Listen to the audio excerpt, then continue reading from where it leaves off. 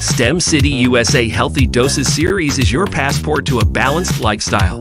Hosted by Dr. Tiffany Anderson and presented in the Boston Scientific Auditorium.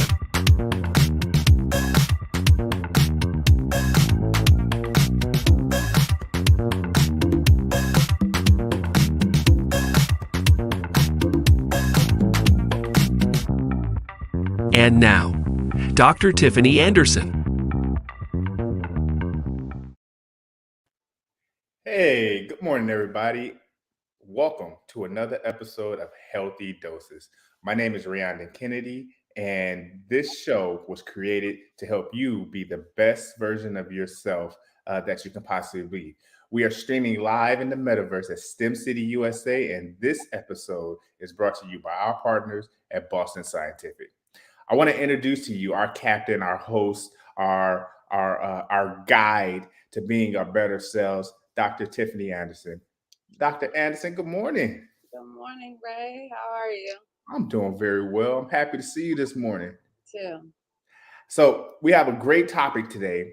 Can you tell us what we're going to be talking about this morning? All right. So good morning, everyone. Welcome back to Healthy Doses. Thank you for joining myself and Ray. So today we will be talking about generational patterns, also known as interpersonal or intergenerational patterns, curses, right? Generational curses. We can also call them generational legacies, right? They have various names, but today we are just talking about all these historical kind of patterns and understandings that we as individuals carry on throughout the generations. Today, this episode is very important to me, not that all of them are not, but this one in particular is very important to me because I too am creating a new generation. You cannot see on camera, but I am pregnant and expecting a baby girl in the next few months. So my husband and I are extremely excited for her arrival. And so, of course, this topic was just kind of, close to my heart. And so we're going to talk about it. We're going to talk about the good, the bad, how it's showing up in all of our lives and what that looks like. And so when we return from our commercial break, from our sponsors, Boston Scientific, we'll get right back to it.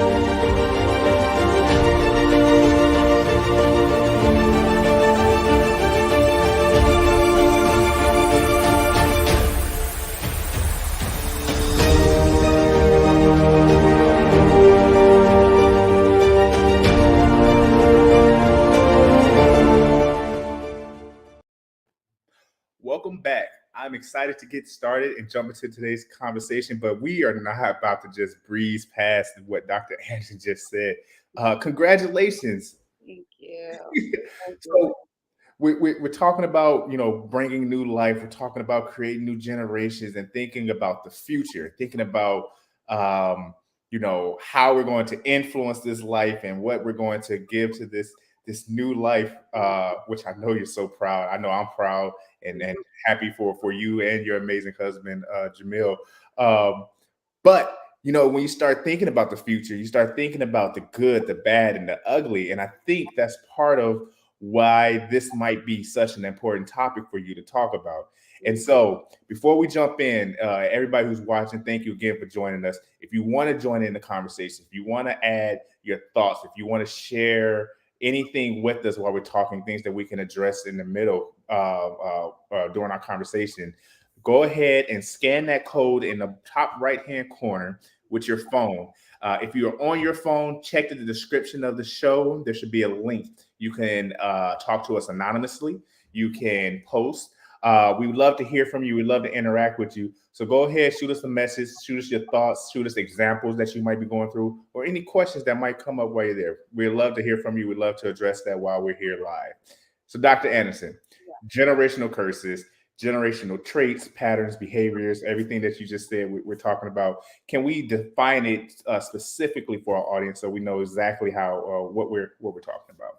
Perfect. Yeah. So again, it has various names. We kind of went through those, generational cycles, legacies, curses, if we're a bit on the extreme in regards to language, right? And so it's a generational pattern is understood as like a belief, a perspective, a behavior, a lifestyle, or an action that's passed down from generation to generation, right? It also involves one's culture, one's ethnicity, right? So it's passed down, whether it be through learned behavior or lifestyles, right? Or attitudes, or even like cultural understandings, things that you don't even have to say out loud. It's just understood, right?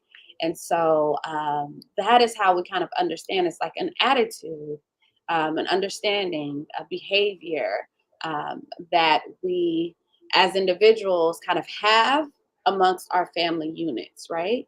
And it starts from our ancestors. And those certain patterns, if they're not changed, rectified, broken, they just naturally, right? Because we're humans and we are created on patterns and learned behavior. It's just naturally passed down from generation to generation. And it becomes unconscious, right? We don't even know all the things that were passed down because it is just our lens in which we kind of navigate the world. It's our normal. And so that's how it is, and that's how it starts, and that's what we're living in every single day, our own generational patterns. So I want to get into kind of the science of it a little bit as we're talking about, because when you think about, genetics, right? You think about eye color, hair color, things that are passed down Mhm. biologically from, your ancestors, is that kind of what we're talking about here? Like, are there traits or are these like learned? Is this like, behavior? Like, I watch my parents do this, so therefore I do this. Or is it, I've heard things, like in animals, they know to run away because that historically evolution, they run, they survive, they sit there, they, it's not good news for them. And so are those the kind of things that we're talking about?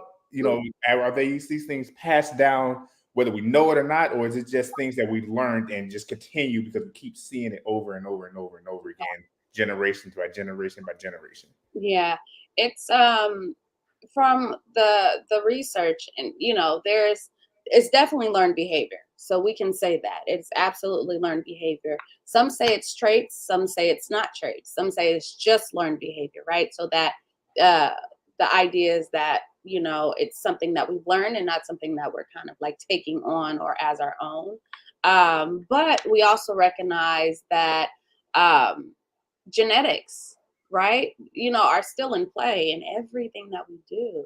And so we can be predispositioned to certain things because of the previous generation, right? Like anxiety or certain, mental health issues, or even like alcoholism and like certain things. And so we know that that also can play a role. Um, and then we know this thing called epigenetics, where it's, well documented research that shows how trauma and resilience can be passed through our genes, right? So understanding these ancestral patterns can give us an advantage in navigating our lives. So it's a lot at play. It's a lot at play. It really is. But I think the biggest thing in regards to the pattern itself is learned behavior and what we're seeing and what we're told, and how we're kind of raised to understand life and what it looks like and all those things. Yeah. So I don't know if you're like me, but like when I just start thinking about everything you just said and kind of putting it into kind of the macro big picture, and I start thinking about our generations, our ancestors, all the Mhm. trauma and harm and pain that they went through, and just think about all that trickling down. Can we talk about, for the sake of the audience and sake of just trying to be better, how do these things really affect us in a harmful way so that we can recognize it Mhm. and kind of address it? How can these patterns, these traits, this behavior, how can they harm us? Mm. They can harm us in so many ways, depending on what we take on, right? What we learn, what we believe, our attitudes towards life. It depends from family to family what we take on, but recognize that our generational patterns is really the lens in the way that we see the world, and it shapes, and it's been shaped by our parents and our grandparents and our community and key influencers in our lives, right? It is also influenced um, by our culture, by our ethnicity, by certain events in our lives, and it's passed down through words, actions, attitude, even if it's not conscious. um, so what we know and believe to be true, even if it's not, right, those depend on our generational patterns and what we kind of take on as ourselves and for ourselves. So it is really important for us to um, raise our awareness. But just a few examples. If one family has a lot of anxiety, right? Mhm. Recognize that we may understand it as anxiety, but it can also be simply like innate traits or behaviors that we pick up under stress, right? So we're learned or we're taught to, like when we're in a state of angst, we do this, we isolate, or we ruminate over our thoughts, or we avoid, or we, right? So certain learned behaviors that are just passed down because we look at our parents. And they say, well, my mom does this, my dad does this, my grandmother does this, and this is just how we respond to certain stressors. And so the idea may be like, I am just, um, I don't want to say that, but the idea may be that that person may be just anxious without recognizing that we have the ability to change our behaviors towards stressors in life, right? We don't just have to accept it because that's what we've seen throughout generations, or that's just how they respond. But when it comes to ourselves, we may take a step back and say, I don't want to respond like this anymore. Um, a personal example is seeing my mom being like anxious around like driving like certain areas or um, like in the city or certain things where I picked that up, whereas my siblings did not pick that up, right? Because they were determined to break that.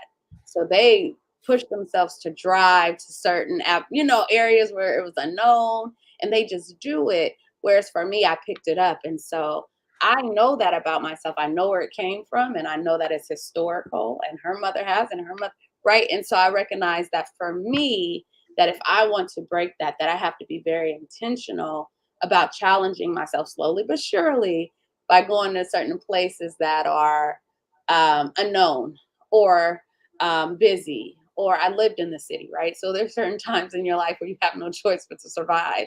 So I had to learn how to drive in the city because I lived there. So I say all that to say it depends on what you pick up in your life. It depends on um, the kind of shared understanding, but anything that um, limits you, right, or keeps you kind of stuck in a certain belief that is not healthy and does not serve you is some generational pattern that is now your responsibility to really kind of work on and to start mediating, because we don't want to pass that down to the next generation. Yeah, and so I mean, you said a lot. My mind just started racing about these patterns. But how do we, start to recognize that this is a trait that is continuing a cycle, continuing a pattern that we may want to break? But I do want to point out, and I want to get to this later in the conversation, that we're kind of talking about the negatives, right? Alcoholism, things that you've seen, or you might talk about things that came to mind, the way you speak to your spouse, or the way you speak to your children, things that you've seen that may have been unhealthy because the generation before us didn't really have the definition, didn't really have the language Mhm. or the tools to kind of navigate around those things. And so when you talk about wanting to break it, first you have to identify it. First you have to see that it's a pattern. So can we talk about a little bit, how do you recognize these traits so that way we can begin to heal, if you will? Right, right. Well, I want to say this first with recognizing the traits, because it can be very difficult to recognize the traits because it's what you know and what you believe to be true, and it's your normal, right? And so it can be difficult to recognize and use this example to see. So there's certain traits, certain behaviors about our parents that we say, I'll never be like that. I'll never be like them. I don't want to be like them. I don't want to be like blank, blank, blank. Recognize what that characteristic is, what that behavior is. Think about that. If you're leading your life with that understanding, I want to challenge you in this moment to say you're most likely um, navigating life very similarly, but you are so unaware of it, right? You're so unaware of it because it is unconscious. And, the closer you are in proximity to that person genetically, physically, it is ingrained in who you are. So I want us to be aware that it's not enough to say, I don't want to be like them, so I'm not. Uh, it sounds good, but I want you to know that oftentimes it's not that easy because there's no action behind it, right? It's just words.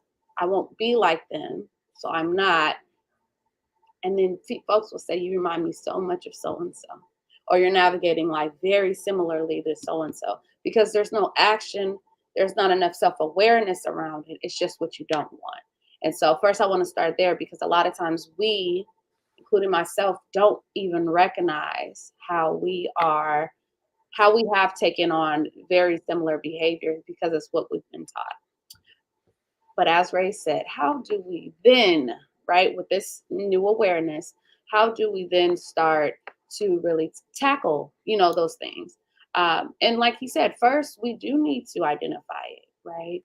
We need to create a lens of self awareness to examine our thoughts and our perspectives and our behaviors, right?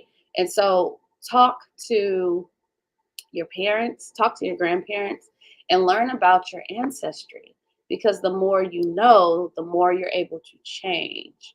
A lot of times we're operating blindly. We just know what we don't want, but we don't know how to change it, and we don't know how certain things came to be, right? And so we do need to talk to the generation before us, if it's possible, to get an idea of how this even started out.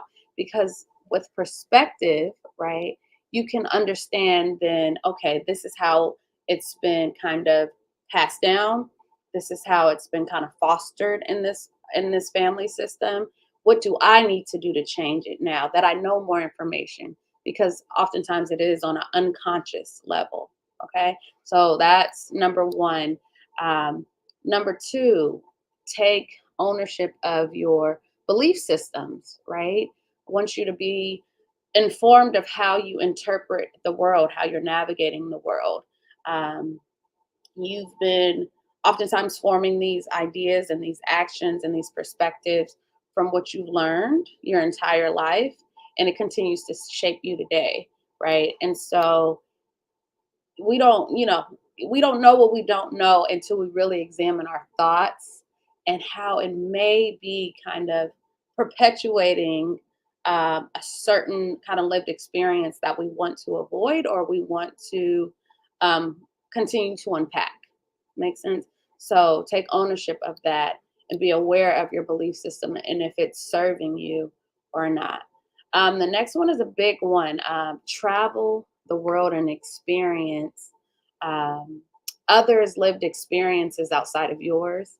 That for me was the biggest life change. Leaving my California at 18 years old to move to the South, to go off to college,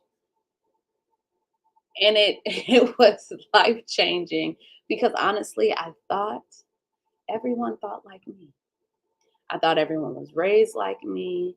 I thought, they saw the world similarly. It was a culture shock to recognize all these people that still look like me did not think like me, right? Black folks are not a monolith. We don't all think and believe the same way and navigate the world the same way. And so that in itself was enough for me to recognize that my own belief system needed to be altered in a way. Some things could stay, but many things needed to change because everyone, and it's not because everyone didn't walk that same line, but it just recognized that um, you kind of tend to be a bit closed-minded without the perspective of others, right? And that the world is bigger than your world.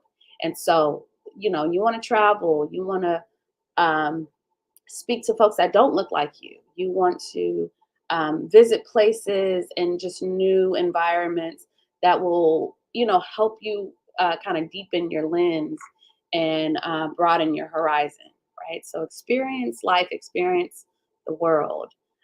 Another great one um, is forgiveness, forgiveness, forgiveness, forgiveness, forgiveness, forgiveness, forgiveness. Hard to do, but so, so very necessary. And so that's why it's encouraged to talk to the people in your family to have a better understanding of why they did what they did, right? Oftentimes, folks aren't just doing things just to do them. It's a reason behind them, right? Because they too are influenced by their generational patterns.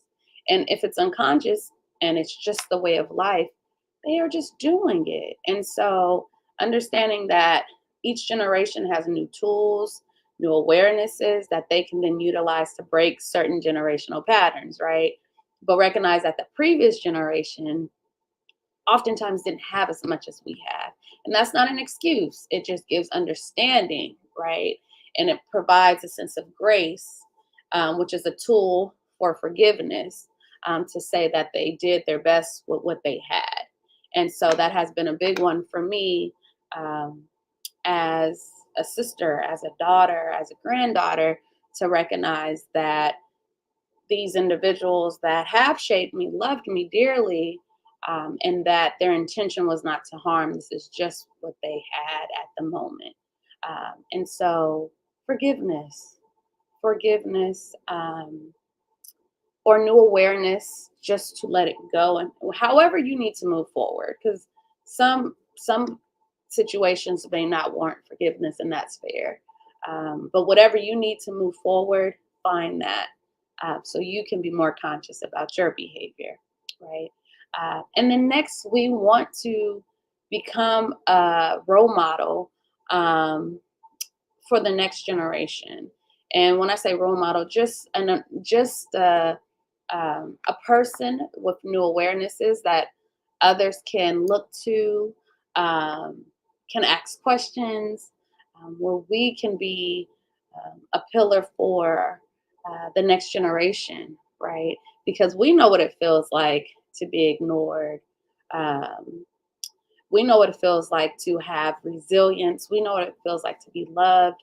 We know what it feels like to be silenced, right? And so we are now in a position to provide and to give that. And so we want to be a model for the next generation, right?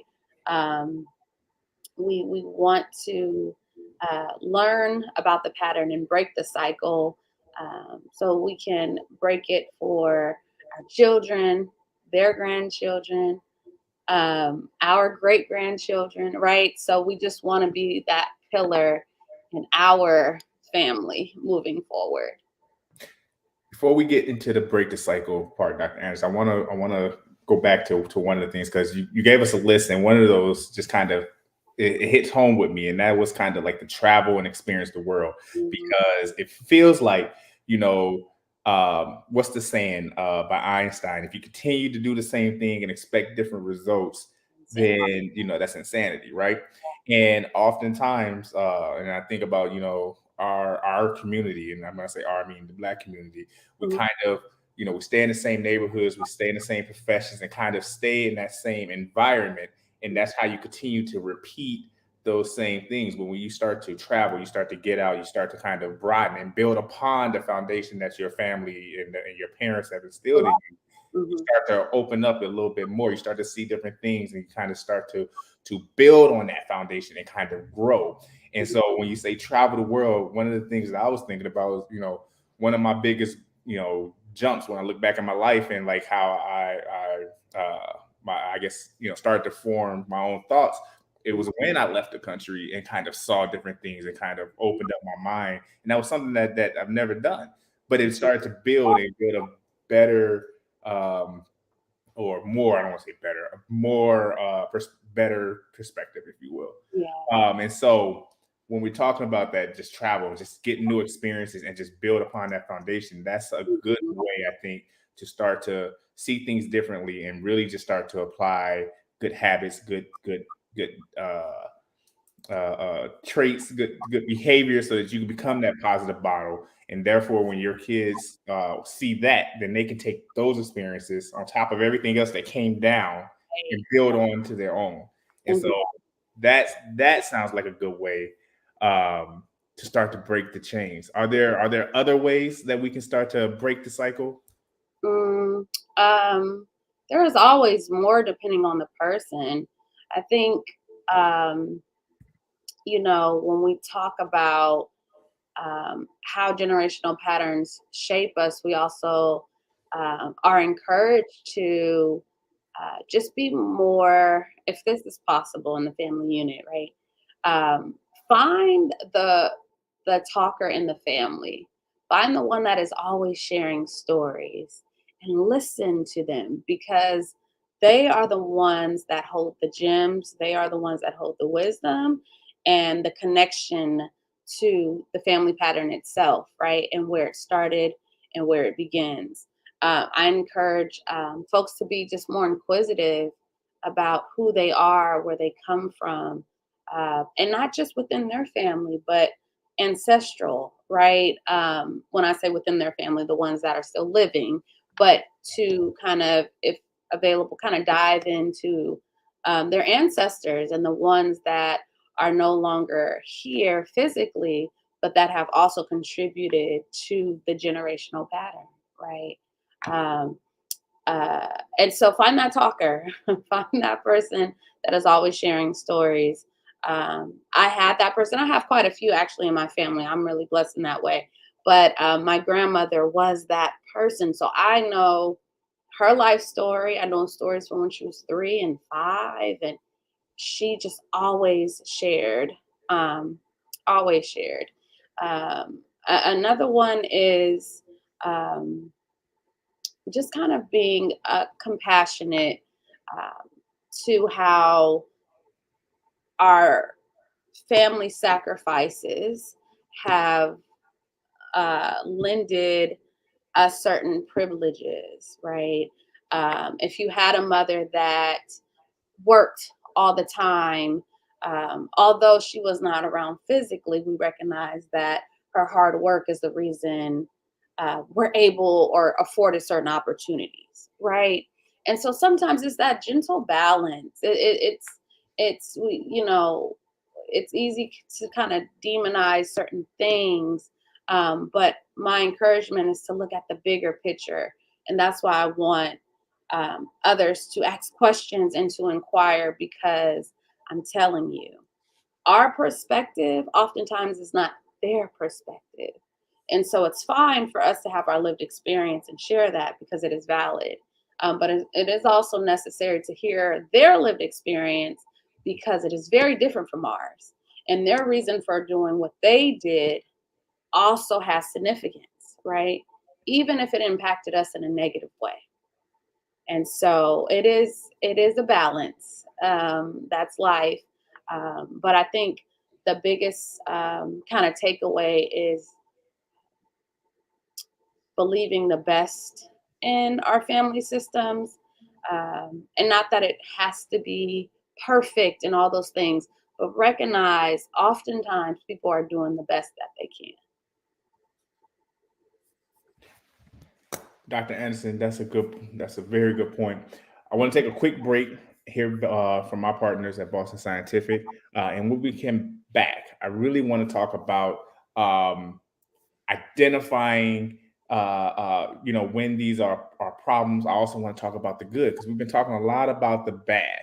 Mhm. uh, but generational patterns doesn't always have, there are good traits that come that you get passed down, and some of the best traits are things that you learn and see and admire in the people that raised you and your ancestors that's come before you and the stories that you hear. And so I really want to, not harp on all the bad, but I do want to make sure that we recognize it so we can identify it and change it if we need to. But let's hear from our sponsors, and we'll come back and dive right back into this conversation. Thank you. We know how to treat the colds and the coughs. We know how to treat the bumps and the bruises, the cuts and fractures. But how do we treat, I can't afford a day off work to see a doctor? How do we treat, I've never had a doctor who speaks my language? How do we treat, I don't know how to connect with some of my patients? How do we treat, you're not listening? We can't treat what we cannot see. So we have to look closer and see what we're missing. People, patients, misdiagnosed, misunderstood, overlooked. These are the people left out of a system charged with helping them. And it's up to us to find them in our communities, in our relationships, in our data. We're meeting them where they are, discovering who they are. We're taking an honest look to understand their healthcare needs and delivering effective ways to reach them. We don't have all the answers, but together we can find the way to address the gaps in our healthcare system, to provide something better, to find more chances to save more lives. It won't be easy, but we can help make it right, because no one should be missed.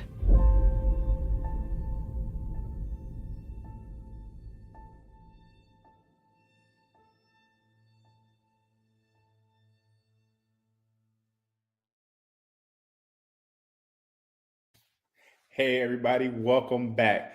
We are talking about generational patterns, generational traits, generational behaviors, things that are passed down. We are having such a great conversation. In case you're just joining us, Dr. Anderson did announce that she is expecting a new baby girl, which is kind of what prompted this conversation to make sure that we are addressing kind of the things that have been passed down to us and make sure that what we give to our future is better than what we got, and so that way we can continue to build on the good cycle. Take the good, leave the bad, or use it to a way that benefits us. And so, before we jump back into the conversation, I do want to remind you that in the top right hand corner of your screen, there is a QR code. If you are watching on a laptop or you are not on your phone, what you do is you take your phone, open the camera, scan that code, and you can talk to us, send us a question. If you want to send examples or just even comment on the conversation, talk to us. You can do that anonymously. If you want to just say, hey, what's up? If you're watching on YouTube in STEM City, drop it in the chat. We'd love to hear from you. And so share any stories that you're willing. We love to address it or ask any questions before we get out of here.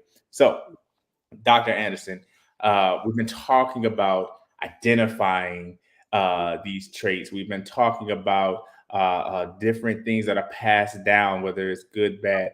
what I want to do is talk a little bit about the positives, because I believe some of the best things about me, my personality, my traits have come from my parents, have Mm. come from my aunts, my uncles, and people who I've watched my entire life.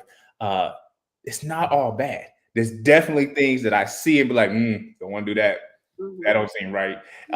And like you said, you can't blame the generation because they've been doing the best that they could at the time with the resources and the knowledge that they have. But as the generation that comes back, after them, we take those, we learn from it. But let's talk about some of the positives, because I don't want to harp on negatives, because there's a lot of good that comes from, obviously, from our parents and from our grandparents and ancestors before us. Mhm. Mhm. Mhm. Um, you think about how many um, people had to s- survive to get us here, right? Um, there was something I was reading um, where it was giving you the number of how many, like, you had to have two parents, you had to have four grandparents, you had to have, right? And it just broke it down. And by the end, it was like hundreds of individuals that had to exist for us to be here, right? And it was just like, that sort of resilience. Um, Depending on their circumstances, many were not in the best place, and still chose to live, right? Still chose to survive, and for that reason, we are here today. And so, one of the biggest, I think, most significant um, traits or learned behaviors that we have is our resilience, uh, is our ability to um, show up, our ability to kind of bounce back in the midst of adversity. Um, and so that's a big one. Some positives. Oh, wisdom. Wisdom. The fact that we are still here today, able to thrive and get through, is because of what we were told, what was passed down, and our own wisdom that we have within ourselves genetically, right?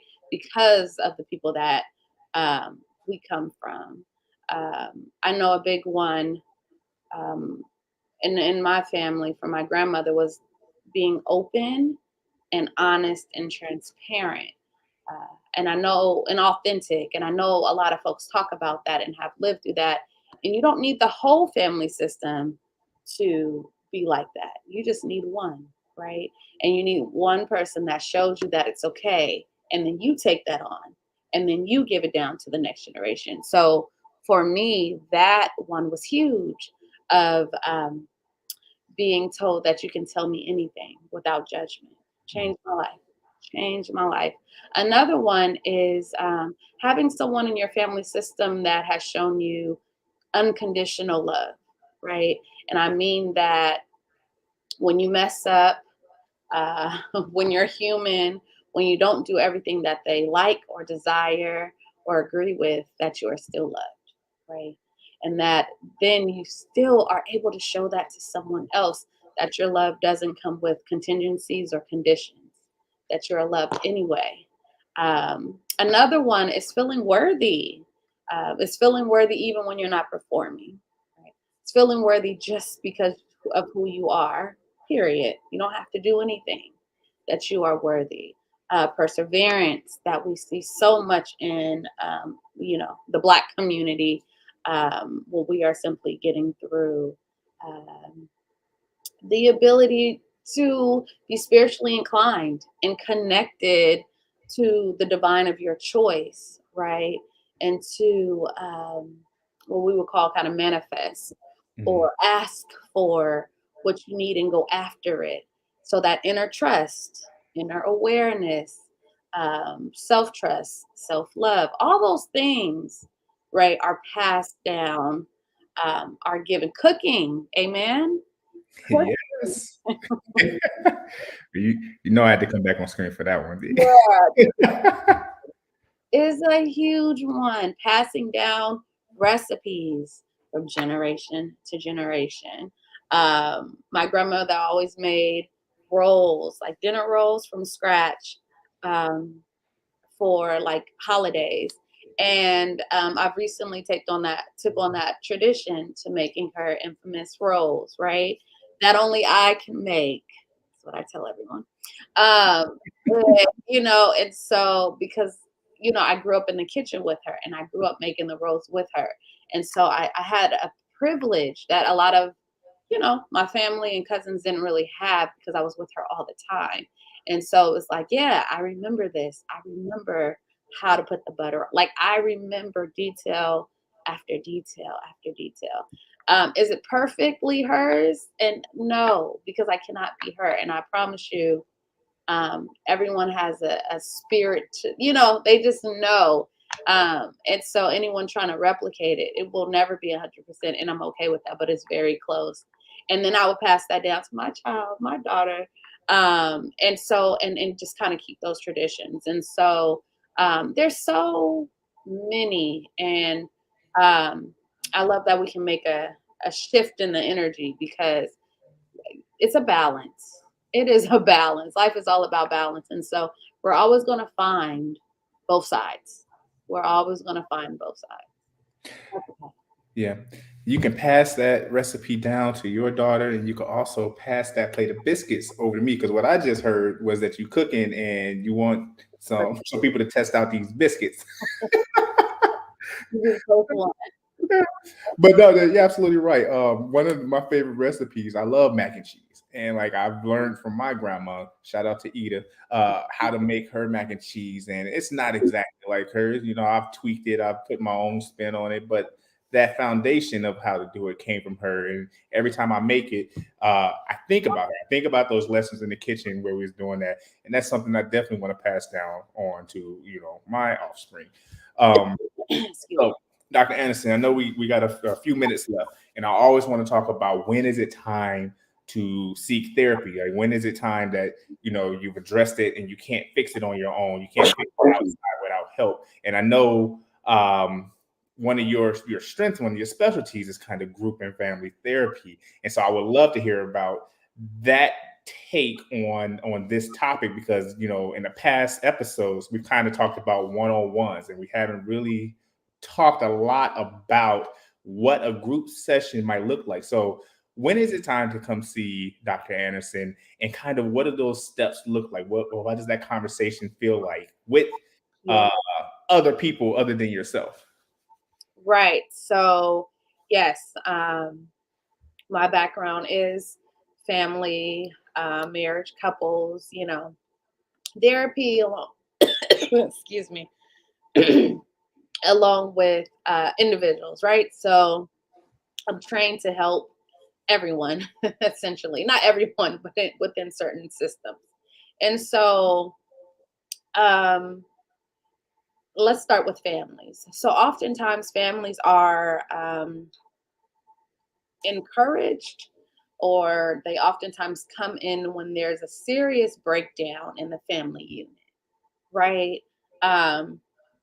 Oftentimes that may start with the matriarch of the family, right? Because it's a trickle down effect where, there's like, a family unit, and there's a breakdown somewhere within that family unit. And so what sessions look like, depending on how many folks are in the room, after getting, all the information, what I like to do is give the oldest person in the room a chance to tell their story. And I do that because I'll ask an individual, do you know your mother's story? Do you know your father's story? Oftentimes folks don't know their parent's story. They believe that their parent was born, and not that this is a real belief, but it's so unconscious that their parent was born their mother. The parent was born their father. They were not. They were not. They have a story before you, during you, after you, right? Do you know their story? So oftentimes they don't. They don't understand the history. They don't understand the background. They don't understand why mom is this way. I use mom because I usually see the mother. And so I start with that. And so understanding that, giving the matriarch in the room the floor allows the family system to get an understanding of where they're coming from, right? And then we're able to then say, from that, from those, lived experiences, right? How has that trickled down to your children today, right? How has being abandoned showed up in your parenting style, in the way that you identify within yourself, right? And so a lot of that, right, is just doing a lot of unpacking, a lot of forgiving, a lot of the things we kind of talked about. Um, but it's really understanding that generational patterns are not definitive, right? They're not concrete, that they can change, that they can be broken, right? That they don't, oftentimes we may feel stuck, but we don't have to once we become more aware of how we, right, are then perpetuating the pattern, right? Because it's easy for us to place blame on mom, but not see how we are then now the perpetrators of that very pattern. Does that make sense? And so a lot of this is just doing a lot of unpacking without judgment, without pointing the finger, because it's so easy to see someone else's flaws and not see your own. And if the intention is for you to do it better, right, then let's focus on ourselves, right? Let's start to heal. Let's start to forgive. Let's, allow mom to give room to apologize and to be just remorseful for how she may have harmed intentionally or unintentionally her children, but also recognize like our obligation to begin our own healing journeys for ourselves, because it's not one-sided. It is not one-sided. So that's just a part of it. In regards to family sessions and what that will look like, an individual coming in, oftentimes it's different, but it's the same in regards to the request of a breakdown in the family. I'm not talking to so and so. This relationship has been dysfunctional or toxic. It's something about, oftentimes, about a particular relationship within the family, or how those generational patterns are showing up in their lives and how they are now kind of interacting with the world, and it's not working in their favor. And so we are going down the line historically and unpacking generational patterns and attitudes and understandings, and how that may be interrupting their everyday relationship. Dr. Anderson, that opened up a lot. So one of the things you said, you bring in the family, Yeah. and you give the oldest person in the room, or the most experienced, a chance to tell the story. Because when I think about it, oftentimes you don't know what, like, this is grandma, this is mom, Yeah. and you don't really think about, they had a whole life before you got here. They had a whole bunch of experience that got here that led them to be what they are. So that makes a lot of sense to really start that. I like that technique, and really that's something you can do now. Like, talk to your parents, talk to your grandparents, just learn about their stories and see what tools they had to work with, and the knowledge that they had to work with at that time. Because like you said, once you hear that story, now you can begin to unpack, because now you can still start connecting the dots to how we got here. And with the knowledge that we have today, the better understanding that we have about mental health and definitions of, whatever was going on, they did not have. Now we can start to unpack and start to make necessary changes if needed. One of the coolest things that I always say, is, you start to hear those stories and you start to realize your parents are human, right? Because oftentimes, we think they're superhuman, they're Superman, and that's good to some extent. But also, when you have unrealistic expectations, you're liable to get let down. And so when you humanize them, now you're opening the door for forgiveness, for understanding. And I think that is very critical in all families, because people are human. People make mistakes. And when you have that glorified spotlight on them, then it's like there's no room for mistakes, there's no room for error, and you can't begin to heal. And I think that might be one of the most important things when we're talking about solutions uh, uh, for this topic, or for generation. You have to be able to open up. You have to be able to forgive. Would you agree with that, Doc? Yeah, forgiveness. And we talked about that earlier, like forgiveness and extending grace is so important, not just to the person, but to yourself, for how you perpetuated those family patterns that weren't as helpful or, beneficial to you, because you didn't know what you don't know. And once you do, you know, it's important to be okay with saying, because I know better, I'll do better, but I don't care to beat myself up over this, or beat mom up over this or dad up over this, and just recognize that, you know, oftentimes I say they weren't withholding anything from you, they just didn't have it to give. And that's very different than believing that someone purposely has something that they're not giving you.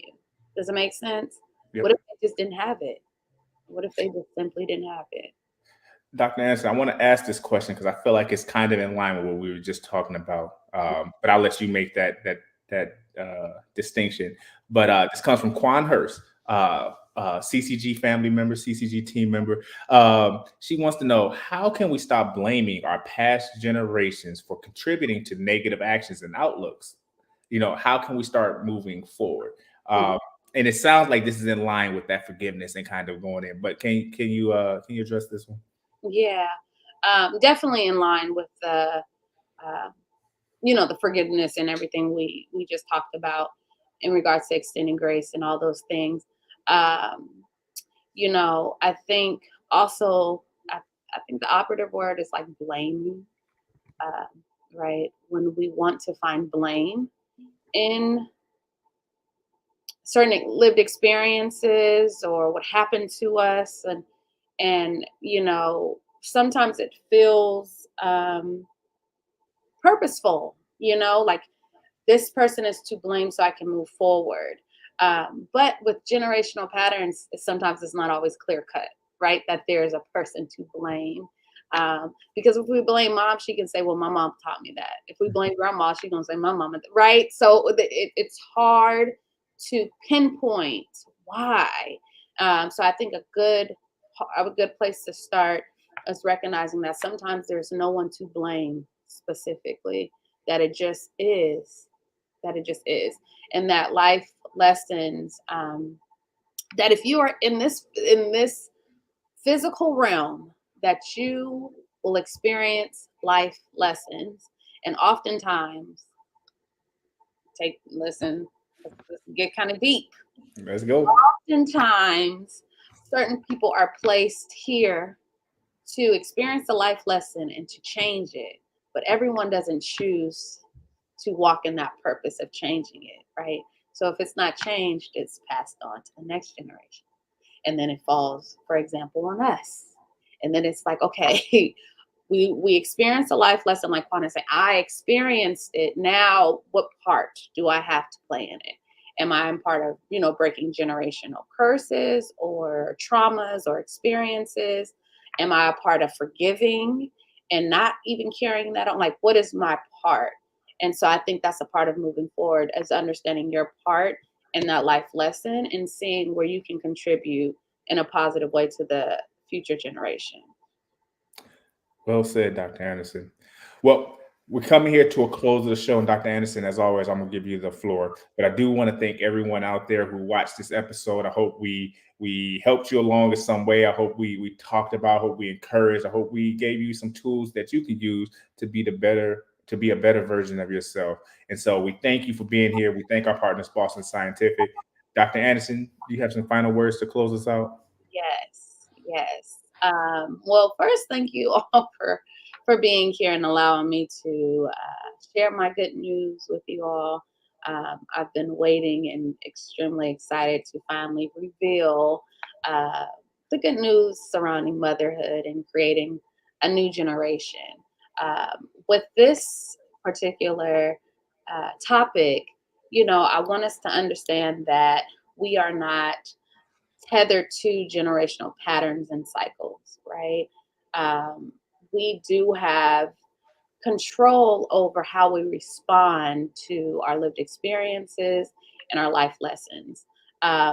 We can't be bound to anything that we don't choose to accept. Makes sense?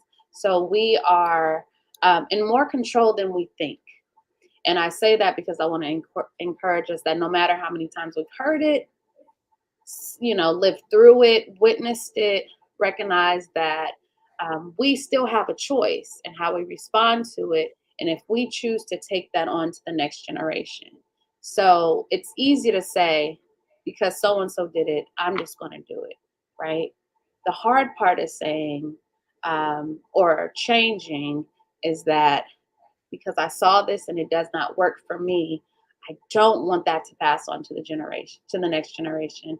And that does involve our participation and our intentionality. So I just want to encourage you all to just know that you are not bound to your generational patterns, that you do have a say in how you want to move forward in your day-to-day lives, and how you want to encourage those around you, and recognize that through grace, understanding, and forgiveness, that there are ways to kind of let go of what happened, recognize what's happening now, and how you want to move forward in your life. So thank you all for joining.